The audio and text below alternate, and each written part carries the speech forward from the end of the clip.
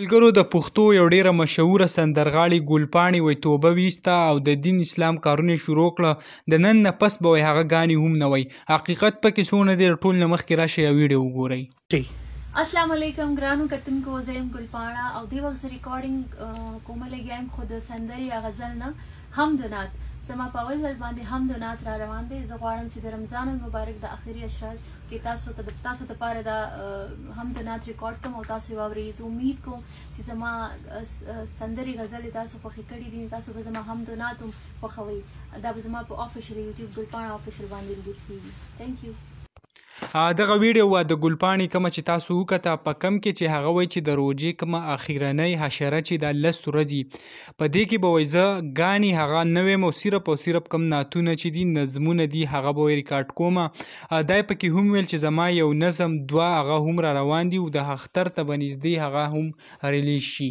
د هغې نه پس بیا داسې زیات تر خلکو هغه دا شیر کول چې آیا ګلپاڼې کومه توبه ویسته او وایي چې زه به د نن نه پس هغه ګانې دا نه ویم. نو په دې کې داسې څه حقیقت نشته، صرف دی چې کومه ویډیو ریکارډ کړې وه په هغې کې ویل چې زه به د نعتونه هغه شروع کوم په دې اخیرنۍ اشره کې.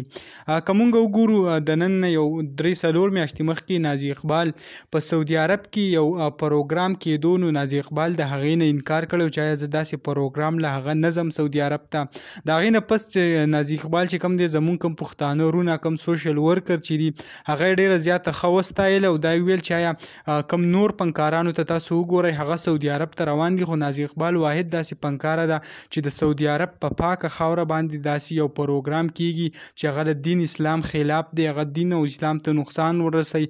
یعنی سعودي عرب چې کوم دی هغه یو پاکه خاوره ده او کوم داسې خلک ولځي پنکاران ولځي ولته پې داسې پروګرام کوي. نو نازي اقبال چې کوم دی د هغې نه انکار وکړو، نو بیا کوم ټول پښتانه چې مونږ دی هغه هم ډېره زیاته وستایله. همدغسې ګلپاڼې چې کوم دا نوې ویډیو راغله په هغې کې چې وایي چې زه به نعتونه شروع کوم، نو ډیره زیاته ښه خبره ده. الله تعالی دې ولا دا توفیق هم ورکړي چې کوم ګانې او داسې پروګرامونه چې دي هغه پرېږدي او د دین اسلام خدمت هغه شروع کړي. دغه ویډیو به تاسو سره شریک کړه، امید لرم ویډیو به مو خوښه شوي. مخکې در سره شیر کړئ، که زموږ په چینل نه وي چینل در سره هم سبسکرایب کړئ د داسې نورو ویډیوګانو لپاره.